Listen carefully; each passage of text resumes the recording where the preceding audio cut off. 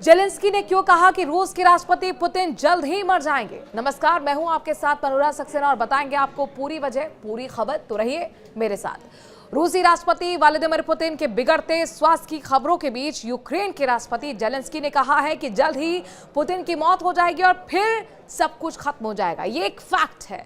Zelensky ने 26 मार्च को Paris में यूरोपियन पत्रकारों के साथ एक इंटरव्यू के दौरान ये बयान दे दिया।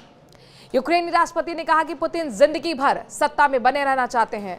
उनकी महत्वाकांक्षाएं यूक्रेन तक सीमित नहीं है, बल्कि उनका पश्चिमी देशों से भी सीधा टकराव हो सकता है। जेलेंस्की के इस बयान से एक दिन पहले ही अमेरिका की मध्यस्थता से रूस और यूक्रेन के बीच ब्लैक सी में सीज फायर समझौता हुआ था। अमेरिका ने कहा कि वो ग्लोबल एग्रीकल्चर और फर्टिलाइजर मार्केट में रूस की पहुंच फिर से बहाल करने में मदद करेगा।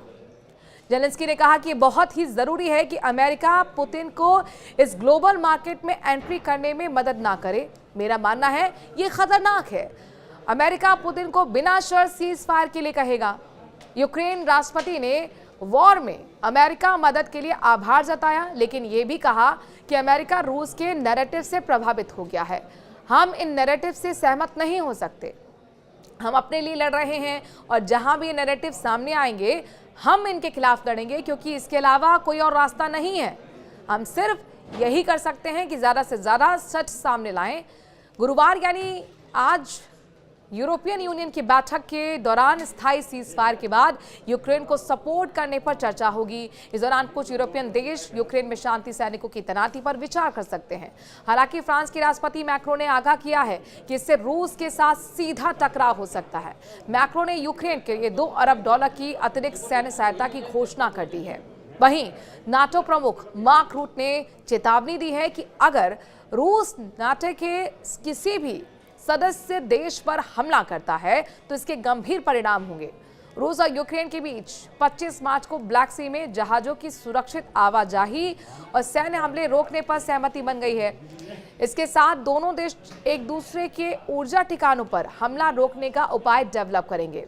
व्हाइट हाउस ने बयान जारी कर बताया था कि दोनों देश ब्लैक सी के इलाके में जहाजों की सुरक्षित आवाजाही तय करने, बल प्रयोग को रोकने और सैन्य मकसद के लिए कमर्शियल जहाजों का इस्तेमाल रोकने पर सहमत हो गए हैं।